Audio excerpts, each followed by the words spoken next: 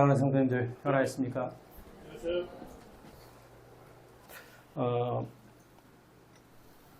이제 아내가 피아노 학원을 하고 있습니다. 제가 좀 그 경제적인 부분에서 시원찮아가지고 조금 도움을 받기 위해서 하고 있습니다. 그렇다고 해서 뭐 큰 기업 같은 건 아니고요. 간의 수공업 정도 됩니다. 그냥. 근데 거기 이제 아이들이 여럿이 있는데 종종 제가 이제 쉬는 날, 비번 날 아이들을 이렇게 차량 운행을 해주게 됩니다. 근데 몇 년 전, 2년 전에 이제 어떤 초등학교 5학년 여자아이가 있었는데 이 아이를 이제 제가 여러 차례 이렇게 태워다 주고 또 얘기도 이렇게 많이 나눴습니다. 저희 친구가 됐어요. 근데 어느 날 이 아이가 저에게 이렇게 얘기합니다. 아저씨, 슈룹 알아요? 슈룹? 슈룹이 뭐냐? 했더니 드라마 제목이에요. 그러더라고요. 우리 집엔 TV가 없어. 아이, 뭐예요? 왜 집에 텔레비도 없어요? 하면서 이제 말투가 그래요. 거의 뭐 친구같이 저를 대합니다. 엄마랑 저녁마다 보는데 너무너무 재밌대요. 그 드라마가. 그래서 아저씨도 꼭 보세요. 알았죠? 약속 해가지고 약속을 했습니다. TV가 이제 없다 보니까 유튜브로 이제 찾아봤어요. 그랬더니 그 슈룹이라는 드라마가 있더라고요.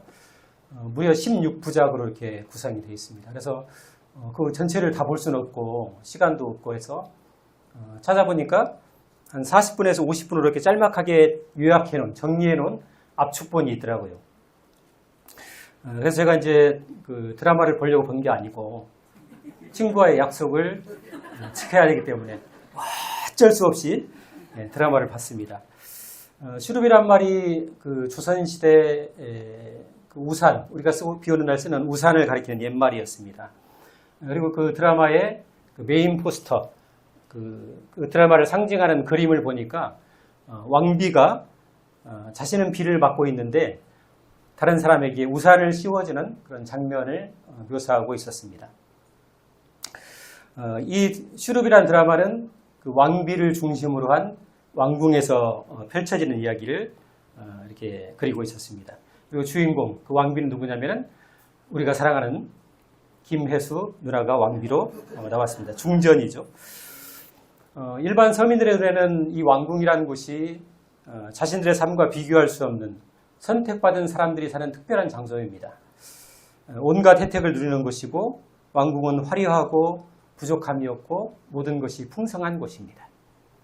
비단 옷을 입고 다니고 끼니마다 진수성찬이 차려집니다. 그야말로 호의호식하면서 사는 세상입니다.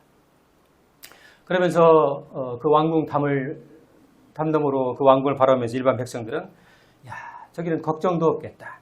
근심도 없겠다. 이런 마음으로 그 왕궁을 바라보고 있습니다.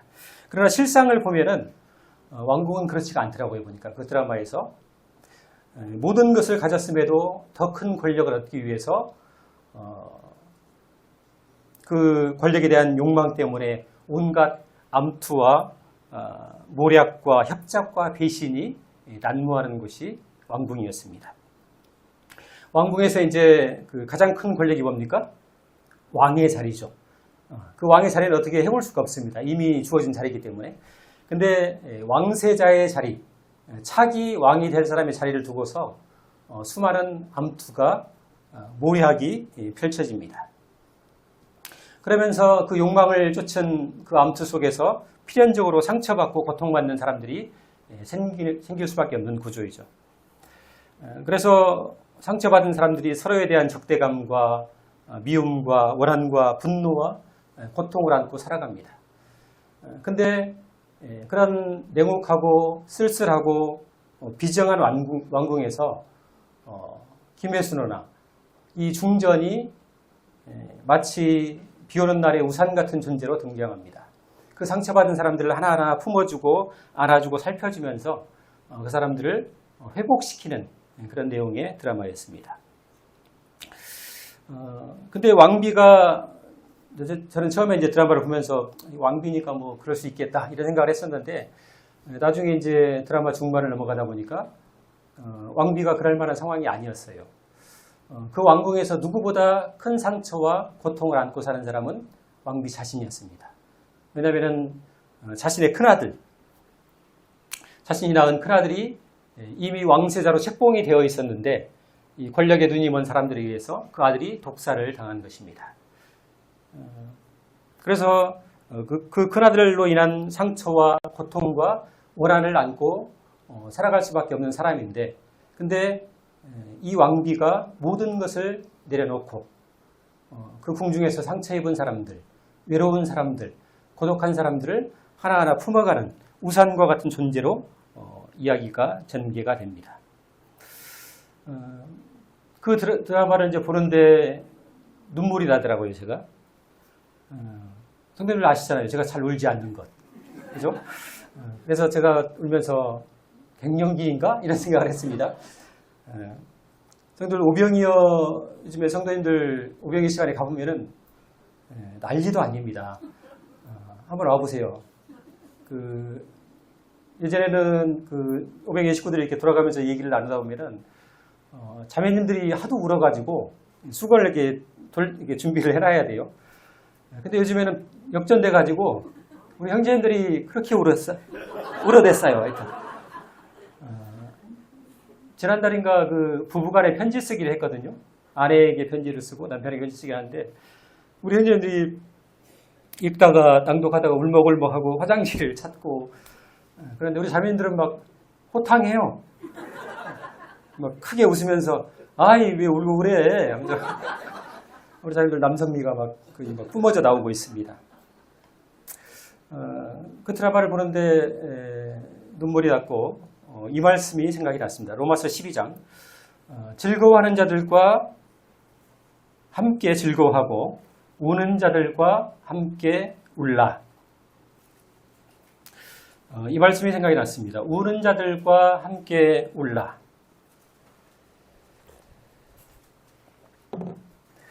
네, 찾지 않으셔도 됩니다.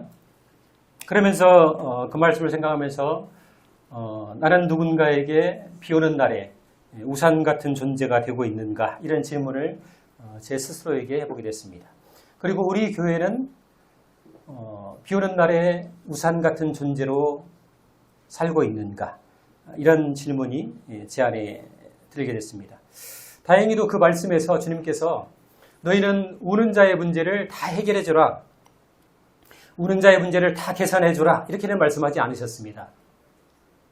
우리가 우는 자의 문제를 개선하고 해결해줄 능력도 힘도 없기 때문입니다.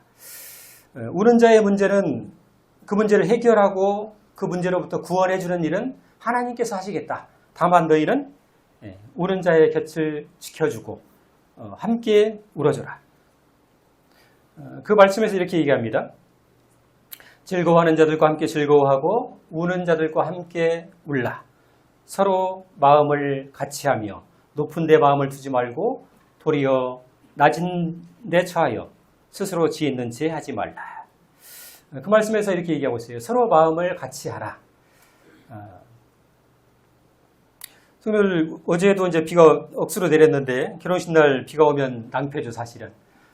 근데 우리 인생에서 비가 오고 안 오고 이 문제를 우리가 어떻게 할 수 있는 일이 아닙니다. 또 비 오는 날 우리가 설사 우산을 들고 다른 사람에게 우산을 씌워준다 하더라도 비바람이 불어버리면은 우산을 쓰나 안 쓰나 거의 비슷해요. 그죠? 다 비를 맞습니다. 그 비바람을 우리가 다 막아줄 수도 없습니다. 그러나 성도를 향한, 하나님의 백성을 향한 주님의 뜻은 이것인 것 같아요. 적어도 그 빛 속에서 고통받는 사람이, 상처받은 그 사람이 홀로 서 있게 해서는 안 된다. 이것이 교회를 향한, 성도를 향한 주님의 뜻이다. 이런 생각을 하게 됐습니다. 앞서 말씀드린 대로 사실 그 드라마에서 가장 상처와 고통과 아픔을 크게 가지고 있는 사람은 중전인 김혜수 누나입니다. 자신의 아들이, 사랑하는 아들이, 큰아들이 독살을 당했기 때문에 그렇습니다. 그런데 가장 큰 슬픔을 안고 있는 이 중전이 궁전에서 계속 뛰어다닙니다. 드라마 이렇게 보고 있는데 중전은 계속 바쁘게 뛰어다니더라고요. 보니까 동분서주하면서 홀로 빗속에서 쓸쓸하게 서 있는 사람들을 위해서 우산을 씌워주는 그런 역할을 하고 있었습니다. 아마 큰 슬픔을 겪은 사람들은 다른 사람의 작은 슬픔에도 민감하게 반응하고 또 쉽게 알아차리는 것 같습니다. 그 드라마가 자꾸 마음에 맴돌아서 작년인가 우리 일꾼 모임 때 이제 연말에 그 장로 집사님들 모임 때도 그 얘기를 했습니다. 주님께서 우리를 비바람이 몰아치는 것을 막을 수는 없지만 그래도 우리 성도님들, 사랑하는 성도님들, 고통받고 상처받은 우리 성도님들 중에 빛 속에 홀로, 그 환란 속에 홀로 서서는 안 된다. 우리가 우산을 든 자가 되었으면 좋겠다. 그 얘기를 나눈 적이 있습니다. 말씀 시작부터 드라마 얘기를 해서 죄송합니다. 그 드라마를 보면서 제 마음속에 이런 질문이 들었습니다. 주님께서 우리를 하나님의 자녀로 삼으시고 이 땅에 살게 하신 이유가 뭘까? 주님께서 이 땅에 교회를 세우시고 교회를 통해서 이루고자 하시는 일이 뭘까? 이런 질문이 제 안에 생겼어요. 그러면서 혹시 우리가 충성되지 못하고 우리가 시원찮아가지고 주님의 뜻을 저버리고 다 흘려보내고 다 놓친다 할지라도 내 인생을 걸고서 붙들어야 될 주님의 뜻이 무엇인가? 마지막까지 붙들어야 될 주님의 바람이 무엇인가? 이것들을 생각하게 되었습니다. 성경 우리 요한복음 13장 말씀을 같이 한번 보시겠습니다. 요한복음 13장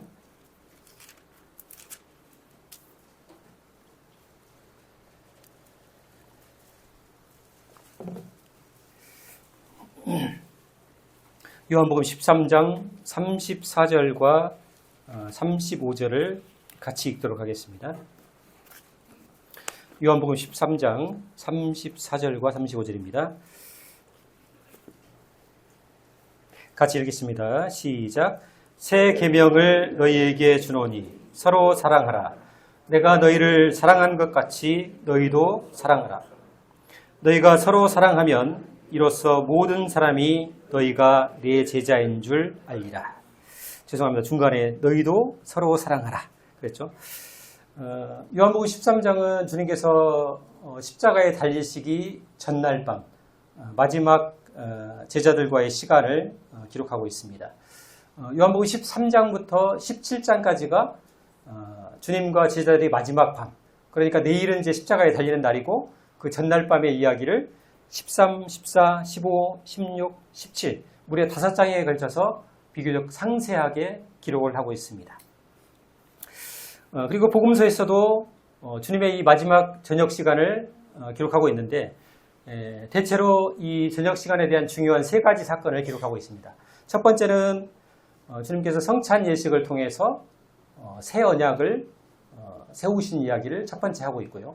두 번째는 주님께서 허리에 수건을 두르시고 제자들의 발을 씻기신 그 일을 기록하고 있습니다. 그리고 세 번째, 오늘 우리가 보고 있는 본문처럼 주님께서 마지막으로 제자들에게 서로 사랑하라. 이 세 계명을 주신 이야기가 나와 있습니다. 요한복음 13장부터 17장까지를 면밀히 살펴보게 되면은 주님의 이 마지막 저녁 시간의 정점에는 주님께서 사랑하라. 이 사랑에 대한 당부가 있는 것을 볼 수가 있습니다. 근데 34절을 보시면요. 새 계명을 너희에게 주노니 서로 사랑하라. 주님께서 서로 사랑하라 하시면서 이것을 뭐라고 얘기하십니까? 새 계명이라고 말씀을 하십니다. 성도들 새 계명이 있으면은 무슨 계명도 있을까요? 헌 계명도 있을까요? 옛 계명이 있겠죠. 그러면 상식적으로 옛 계명은 무엇을 가리킬까요? 구약을 얘기하겠죠. 옛날이니까. 구자가 옛 구자니까요. 구약의 약속이면 아마 10계명을 가리킬 것입니다. 10계명은 하나님께서 자신의 사랑하는 백성들에게 가장 기본적이면서도 가장 중요한 삶의 원리를 가르쳐 주신 것입니다. 근데 그 이스라엘 백성들은 그 10계명에 만족이 안 됐던 것 같아요. 아니, 우리가 좀 주님을 사랑하는데 우리가 뭔가 더 잘하자. 하나님을 더 사랑해야 된다. 더 뭔가 좀 지켜보자 해가지고 모세오경을 연구하기 시작합니다. 모세오경이라 하면은 우리가 잘 아시는 대로 맨 처음 창세기 출애굽기, 레위기, 민수기, 신명기 5권을 모세오경이라고 얘기합니다. 유대인들은 이 5권의 책을 토라라고 얘기합니다. 토라의 뜻은 뭐냐면은 가르침 혹은 율법을 얘기합니다. 법률이죠. 그리고 이제 이 모세오경, 토라를 열심히 연구해가지고 더 잘 순종하기 위해서 하나님의 또 다른 뜻이 있을지 모른다 해가지고 더 연구해서 찾은 것이 뭐냐면은 이 토라에서 하나님 말씀 중에 무엇을 하라 이 말씀들을 다 찾은 거예요. 그래서 노트에 빽빽하게 이것들을 찾아서 적었습니다. 하나님께서 무엇을 하라 이 말씀들을 기재를 해보니까 총 248개의 조항이 기록이 됐습니다. 성도들 이제는 무슨 조항을 찾아야 될까요? 하라를 찾았으니까 하지 말라를 찾아야죠. 또 마찬가지로 창세기부터 신명기까지 뭐뭐 하지 말라 이런 하나님 말씀을 또 면밀하게 검토를 했습니다. 그랬더니 365개의 조항이 추출이 됐습니다. 앞서 248개와 365개의 조항을 합치면 총 몇 개가 됩니까? 아유, 암산이 빠르시네요. 저는 한참 계산기로 두드렸는데 총 613개의 율법 조문이 정립이 되었습니다. 우리가 가끔 이제 바리새인들이 613개의 율법 조문을 가지고 그것들을 지키며 산다고 얘기하는데 바로 그 근거가 여기에 있는 것입니다. 성도들, 하나님께서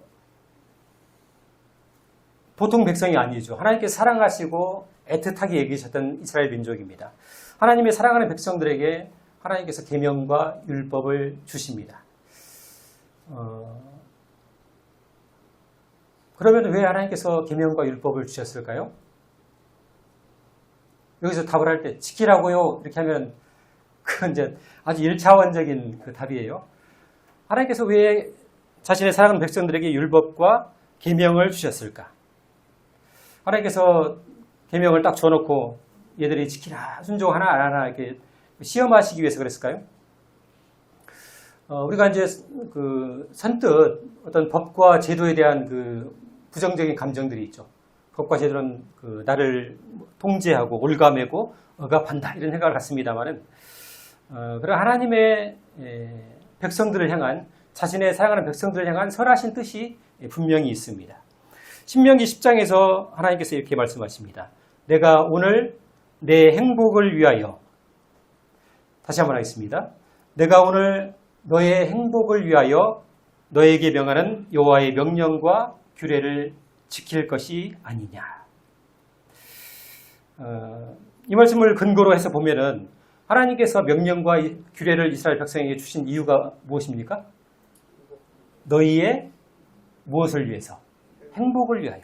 사실은 계명과 율법은요, 성도님들, 우리를 통제하고 억압하고 규제하는 것이 아닙니다. 사실은 그 안에는 하나님의 행복 매뉴얼이 들어있는 것입니다. 사랑하는 자녀들이 행복해지는 비결과 원리를 하나님께서 일러준 것이 사실은 율법입니다. 여호수아 1장에서도 주님이 이렇게 얘기하십니다. 이 율법책을 내 입에서 떠나지 말게 하며 주야로 그것을 묵상하여 그 안에 기록된 대로 다 지켜 행하라. 그리하면 그것들을 지켜 행하면 내 길이 평탄하게 될 것이며 내가 형통하게 될 것이라. 하나님께서 자신의 사랑하는 백성들을 향해서 두고 있는 이 관심은 뭐냐면은 백성들의 행복과 평탄함과 형통함입니다. 그것을 하나님께서 주시기 위해서 사실은 이 율법을 주신 것입니다. 하나님의 바람과 목적, 율법을 향한 바람과 목적은 뭐냐면은 이스라엘 백성의 행복함과 평탄함과 형통함이라고 할 수 있는 것입니다. 그래서 우리가 하나님 말씀을 떠나서 형통해지는 길은 없습니다. 우리가 하나님의 뜻을 저버리고 우리가 행복해지는 길이 없다는 것을 여기서 알 수가 있는 것입니다. 율법의 목적은 선한 것이죠, 사실은. 근데 다만 문제는 뭐냐면은 우리가 그 율법의 기준에 도달하지 못한다는 사실입니다. 그래서 우리 주님이 직접 육신을 입고 이 땅에 내려오신 것입니다. 주님도 이 땅에 오셔가지고 이런 말씀을 하십니다. 내가 율법을 폐하러 온 것이 아니다. 이렇게 얘기하셨죠. 오히려 완전하게 하려 하십니다. 이렇게 얘기를 하십니다. 주님이 율법을 폐한다. 내가 율법을 폐하러 온 줄로 생각하지 말라. 이렇게 얘기하셨죠. 여기서 폐한다는 것은 한자로 보면은 버릴 폐자입니다. 폐기한다. 이런 뜻을 가지고 있어요. 내가 이제 왔으니까 율법은 필요 없다. 폐기한다. 이것이 아니고 이 율법을 주님이 온전하게 하고 이 율법의 기준에 도달하지 못하는 사람들을 온전하게 그 율법의 요구에 충족하는 존재로 하나님께서 주님께서 만드시겠다고 이 땅에 오신 것입니다. 성도님들, 토라의 이 613개의 율법을 어디 압축기에다 넣어가지고 막 쪼이고 줄이고 하면은 뭐가 나올까요? 10계명이 나오겠죠. 그죠? 하나님께서 이미 간출해서 주신 것이 10계명이기 때문에요. 그 10계명을 다시 우리가 한 번 더 압축을 해보겠습니다.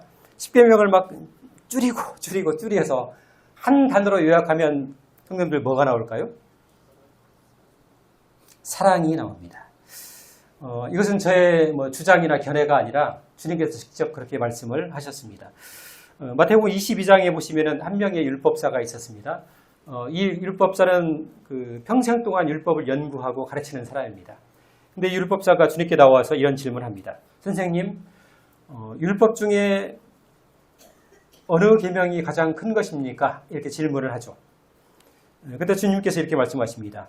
내 마음을 다하고 목숨을 다하여 뜻을 다하여 주 너의 하나님을 사랑하라 하셨으니 이것이 크고 첫째 되는 계명이다. 하나님을 사랑하라. 이것이 첫째 되는 계명이라고 얘기합니다. 둘째도 그와 같으니 내 이웃을 내 자신같이 사랑하라 하셨으니 이 두 계명이 온 율법과 선지자의 강령이니라. 이 두 계명 어떤 계명입니까? 하나님을 사랑하라, 이웃을 사랑하라. 이 두 개의 계명이 온 율법의 핵심이다. 이렇게 얘기를 하십니다. 그렇다면 이제 그 두 개의 율법이죠. 이 두 개의 계명, 하나님 사랑, 사람 사랑. 이것을 다시 또 한번 줄이면 뭐가 될까요? 사랑이 됩니다. 율법의 핵심은 사랑이죠. 그래서 로마서 13장에서 이렇게 얘기합니다. 그러므로 사랑은 율법의 뭡니까? 율법의 완성이니라. 이렇게 얘기를 하고 계십니다.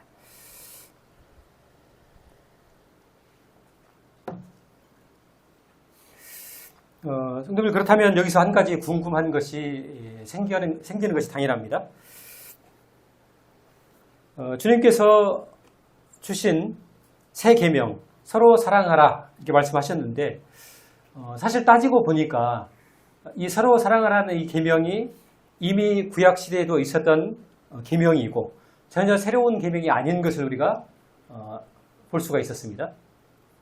근데 왜 주님께서는 이것을 굳이 새 계명이라고 하셨을까요?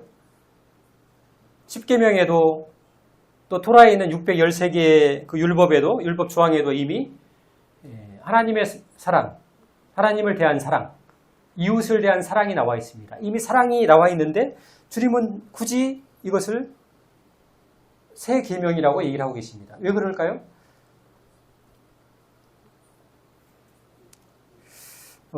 성도들, 예수님의 12제자 중에 사랑의 사도라고 불리는 제자가 있습니다. 누굴까요? 사도 요한이죠. 사도 요한이 주님께서 새 계명이라고 하셨던 그 이유를 그렇게 말씀하신 주님의 마음을 누구보다 잘 이해했던 것 같습니다. 우리 요한일서 2장 말씀을 한번 보시겠습니다. 요한일서 2장.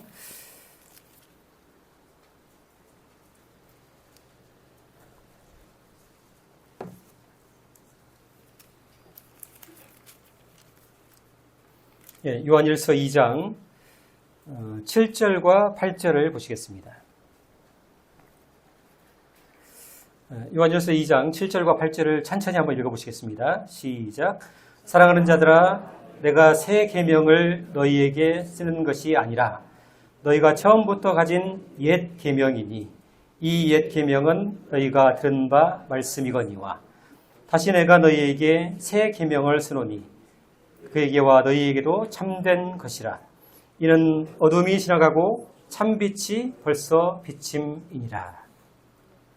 성도님들, 여기 그 7절에 보시면은 내가 새 계명을 너희에게 쓰는 것이 아니라 너희가 처음부터 가졌던 옛 계명이다, 이렇게 얘기를 하고 있죠.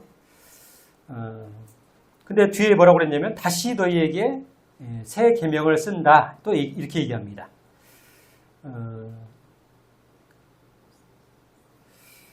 그러면서 맨 마지막 부분에 뭐라고 있습니까? 이는 어두움이 지나가고 참빛이 벌써 비침이니라 얘기하고 있습니다.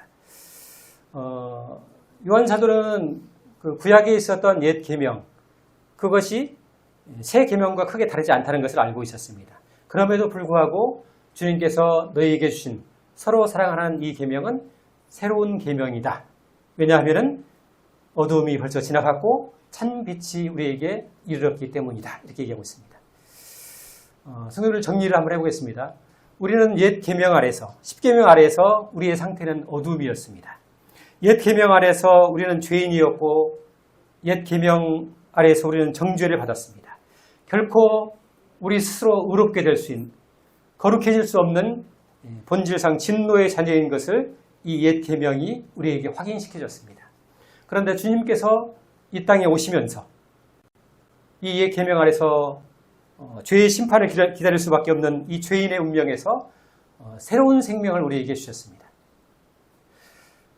우리를 예수 그리스도의 피로 말미암아서 의롭게 하시고 거룩하게 하시고 하나님의 자녀가 되는 놀라운 신분을 우리에게 주셨습니다. 새로운 생명을 주신 것이죠. 그래서 요한복음 3장에서는 뭐라고 얘기합니까? 우리를 새 생명 안에서 거듭난 존재라고 이야기하고 있습니다. 다시 태어난 존재다, 이렇게 얘기하고 있는 것입니다. 성경은 예수 그리스도를 새 언약 안에서 모든 것을 새롭게 하시는 분으로 표현하고 있습니다.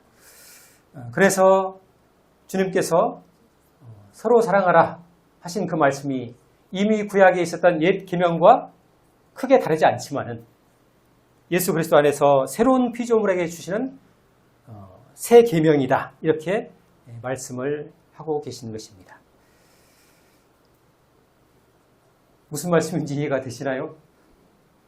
제가 좀 그 표현을 쉽게 잘하면 좋을 텐데 제 한계는 여기까지입니다. 하여튼 아무튼 우리가 거듭난 존재이고 새로운 피조물이기 때문에 고린도후서 5장에서 그랬죠. 그런즉 누구든지 그리스도 안에 있으면 새로운 피조물이다. 우리가 새로 거듭난 존재이기 때문에 그 언약, 주님께서 주신 그 언약이 새 언약이 된다고 말씀하고 있습니다. 그렇다면 성도님들, 구약이나 신약이나 하나님의 뜻의 변동이 있습니까? 없습니까? 없습니다. 하나님은 구약에서도 사랑을 말씀하셨고 신약 시대에도 사랑을 말씀하셨습니다. 하나님은 어제나 오늘이나 영원토록 변함이 없으신 분인 것을 우리가 확인할 수가 있는 것입니다. 요한복음 13장으로 다시 한번 들어가 보겠습니다. 아까 본문이었던 요한복음 13장 34절을 보겠습니다.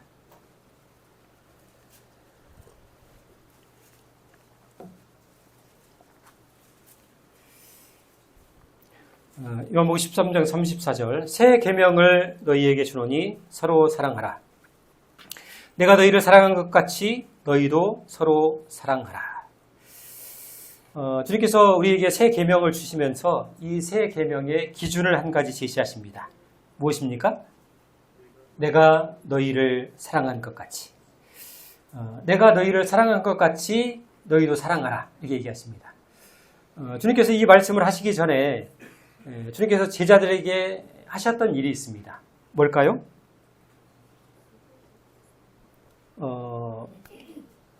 13장 1절에 보시면 그 내용이 쭉 나오죠. 제자들의 발을 씻기셨습니다. 주님이 이미 주님의 사랑의 본을, 사랑의 모델을 보여주셨습니다. 그리고 주님이 뭐라고 하십니까? 내가 너희를 사랑한 것처럼 너희도 해야 된다, 이렇게 얘기하신 것입니다.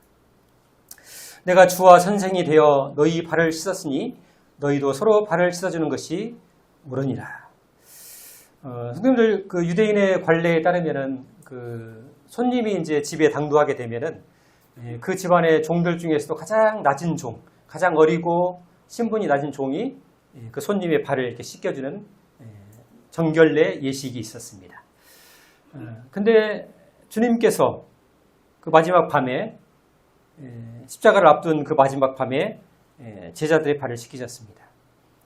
하나님의 본체이신 우리 주님께서, 하나님의 실체이신 그분께서 사람의 발을 씻기셨습니다. 스스로 종이 되신 것이죠. 빌립보서 2장에서는 이렇게 얘기합니다. 오히려 자기를 비워 종의 형체를 가지셨다. 우리 주님께서 스스로 자기를 내려놓으시고 종의 형체를 입으셨다고 얘기하고 있습니다.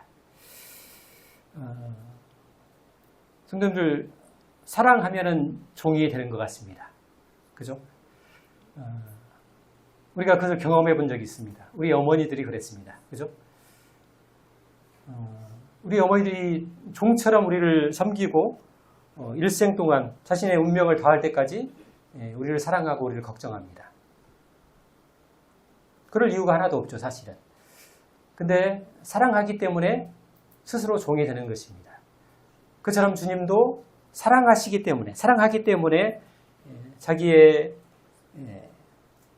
자리를 내려놓으시고 하나님의 본체이신 그분께서 제자들의 발을 씻기신 것입니다. 스스로 종이 되신 것입니다.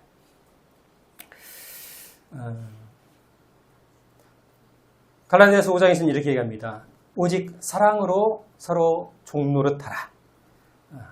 무엇으로 종노릇하라고요? 사랑으로 종노릇하라. 사랑하면 종이 되게 되어 있습니다. 성도님들, 종이 되실 의향이 있으십니까? 종이 되시겠습니까? 종이 되려면 매우 피곤해집니다. 왕이 되는 것은 나무나 할 수 있거든요. 물도와 반찬 이게 뭐야? 그 얘기를 가리고 가서 고무장갑을 끼고 설거지를 하고 청소기를 돌려야 됩니다. 종이 돼야 되죠. 주님께서 우리에게 종이 되라 이렇게 명령만 하시고 우리에게 그런 종이 될 수 있는, 종으로서 역할을 할 수 있는 힘과 지혜와 역량을 주지 않았다면 우리가 역할을 충분히 못할 것입니다. 그런데 주님께서는 신실하시고 선하신 분입니다. 우리가 이 종의 역할을, 다른 사람을 잘 섬길 수 있는 역할을 할 수 있도록 우리에게 힘과 지혜와 역량을 주셨습니다. 그것이 무엇일까요? 은사입니다. 은사. 은혜의 선물, 은혜의 은자, 그 줄사자, 은혜로 주신 선물입니다. 저는 은사가 없는 것 같은데요. 저는 아무리 저를 찾아봐도 그 재주가 없는 것 같아요. 그렇지 않습니다. 에베소 4장을 우리가 은사장이라고 부릅니다. 에베소 4장이 뭐라고 그러냐면은 우리 각 사람에게 그리스도의 선물의 분량대로 은혜를 주셨다 이렇게 얘기를 하고 있습니다. 누구에게요? 우리 각 사람에게, 모든 성도에게 하나님께서 은사를 주셨다. 그래서 작은 것이라도 다른 사람을 섬기고 다른 사람을 세우고 높일 수 있는 그런 힘과 지혜와 역량을 우리에게 이미 주셨다고 이야기하고 있는 것입니다. 성도들, 종이 되시겠습니까? 주님께서 얘기하셨잖아요. 사랑으로 서로 종노릇하라. 명령하셨는데 거부하시면 안 되죠.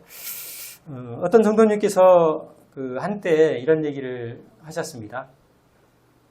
나는 교회에서 직분도 없고 비중 있게 하는 일도 없고 또 뭐 영향력도 없고 없는 게 많아요.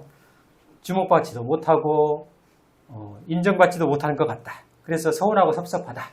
그런 얘기를 하셨어요, 저에게. 앞서 말씀드린 대로 한때 그랬습니다. 한때. 지금도 그런 게 아니고 그때 잠깐 그러셨어요. 교회 안에서 직분도 없고 뭐 영향력도 없고 비중 있는 일도 없고 뭐 그냥 가방 만들고 왔다 갔다 하는 것 같고 하는 일도 없는 것 같다. 그래서 섭섭하고 서운하다. 성도님들, 우리가 성도로 이 땅을 산다는 의미가 무슨 의미일까요? 우리가 그리스도의 제자로서 살아간다. 우리가 그리스도의 제자이다. 이 의미가 무슨 의미일까요? 그냥 세상 사람들처럼 주목받고 어디 가서 유명해지고 인정받고 박수받고 자기 만족을 누리라고 우리를 주님께서 부르신 것은 아닐 것입니다.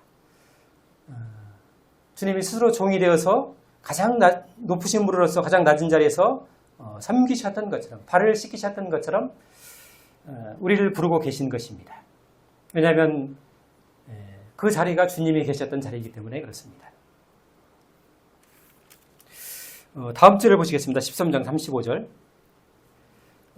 너희가 서로 사랑하면, 같이 한번 읽으실까요? 시작. 너희가 서로 사랑하면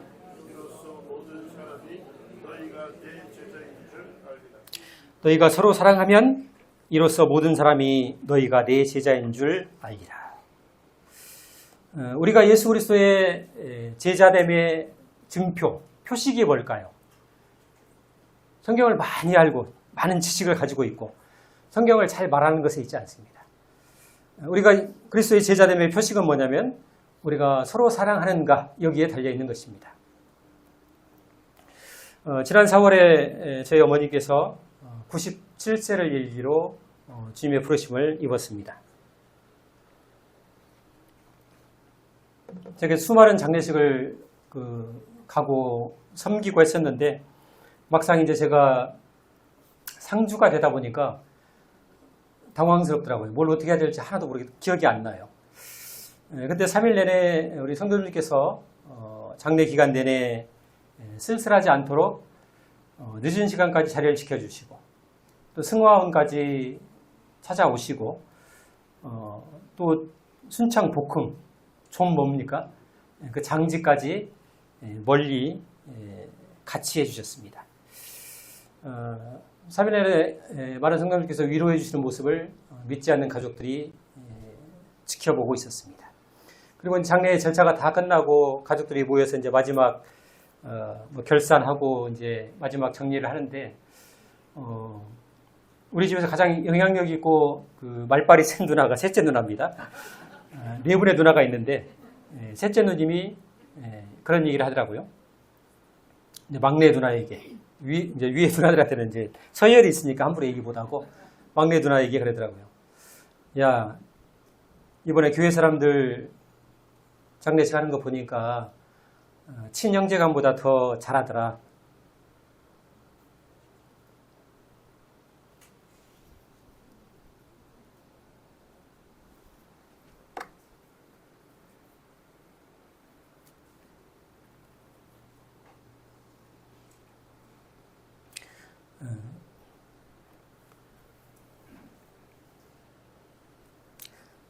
막내 누나 죄송합니다.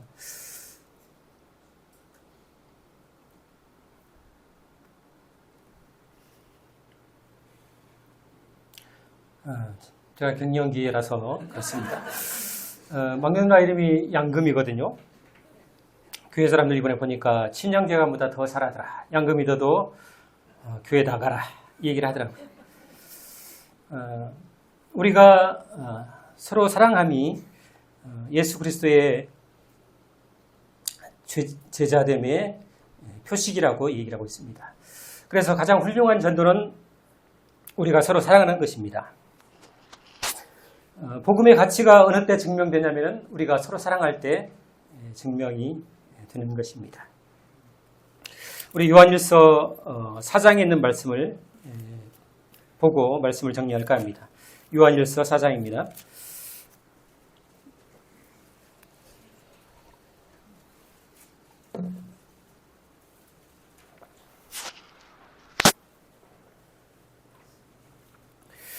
요한일서 4장 7절과 8절을 같이 한번 읽도록 하겠습니다. 요한일서 4장 7절과 8절입니다.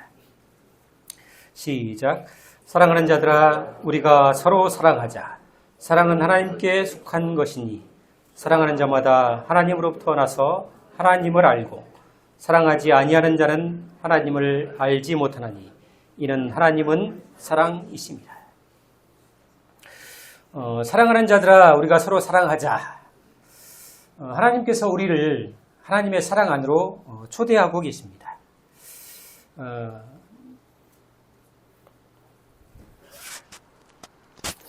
성도들, 우리가 인생을 살면 살수록 우리 마음에 드는 한 가지 의문이 있습니다. 우리가 과연 온전히 사랑할 수 있을 것인가? 가장 자신 없고 어려운 문제입니다. 근데 요한일서 4장 7절에서 말씀하기를 사랑은 하나님께 속한 것이다 이렇게 얘기하고 있습니다. 사랑은 하나님께 속한 것이다. 사람 안에서 사랑이 시작된 것이 아니고 하나님 안에서 사랑이 시작됐다고 얘기하고 있습니다. 사실 우리는 사랑할 줄 잘 모릅니다. 사랑에 미숙한 존재이죠, 우리가. 그래서 우리의 사랑은 무지하고 이기적이어서 억지로 사랑하다가 상처를 남기기도 합니다. 심지어는 막 이쁜 동료를 쫓아다니고 막 하다가 스토커로 몰리기도 합니다. 그 사람이 싫어하고 막 원하지 않음에도 불구하고 사랑이라고 막 억지로 사랑에 대한 오해와 무지를 가지고 있습니다. 그럼에도 불구하고 주님께서 우리를 하나님의 사랑 안으로 초대하고 계십니다. 너희도 사랑할 수 있다. 너희가 사랑을 입었고 이제 그 사랑을 나눠줄 수 있다. 이렇게 격려하고 있는 것입니다. 성도들도 우리가 사랑할 수 있을까요? 온전하게 사랑할 수 있을까요? 옛말에 이런 말이 있죠. 지혜로운 주인은 소가 질 수 없는 짐을 지우지 않는다. 이런 얘기가 있습니다. 감당할 수 없는 계명을 주님께서 우리에게 주신 것이 아닙니다. 서로 사랑하라. 새 계명을 너희에게 준다. 우리가 질 수 없는 짐, 우리가 온전히 사랑할 수 없는데 주님께서 그 계명을 주셨을 리가 만무합니다. 우리가 소망을 품고 기도하고 성령을 의지했을 때 할 수 있기 때문에 주님께서 우리에게 그 계명을 주셨다고 생각을 합니다. 성도님들, 주님 뜻에 가장 순종하는 교회가 어떤 교회일까요? 서로 사랑하는 교회입니다. 가장 교회다운 교회가 어떤 교회일까요? 서로 사랑하는 교회입니다. 이것이 우리의 꿈이 되고 우리의 기도 제목이 되었으면 좋겠습니다. 고린도전서 13장 2절에 얘기하죠. 사랑은 언제까지나 떨어지지 아니하되 예언도 패하고 방언도 그치고 지식도 패하리라. 예언도 방언도 지식도 다 그치고 패하게 된다. 그러나 사랑만큼은 언제까지나 영원토록 떨어지지 않는다고 우리에게 말씀하고 있습니다. 성도들, 우리를 하나님께서 우리 같은 무지몽매한 죄인을 불러서 하나님의 자녀로 삼으셨습니다. 그야말로 하나님의 한량없는 사랑을 부어서 우리를 구원해 내셨습니다. 그리고 우리를 하나님의 사랑받는 존재로 부르셨고 그 다음에 하나님의 이 사랑을 간직하고 이것을 나누고 베푸는 존재로 우리를 부르셨습니다. 얼마나 영광스러운 부름입니까? 하나님 그분이 사랑의 실체이신데 그 사랑 안으로 우리를 부르셨고 그 사랑을 나타내는 자로 우리를 부르셨다고 하는 것입니다. 이것이 성도의 영광인 것이죠. 남원성문교회가 서로 사랑하는 교회가 되었으면 좋겠습니다. 그리고 이것은 주님의 마지막 유언이고 계명인 것을 우리가 다시 기억했으면 좋겠습니다. 여기까지 말씀을 정리하겠습니다.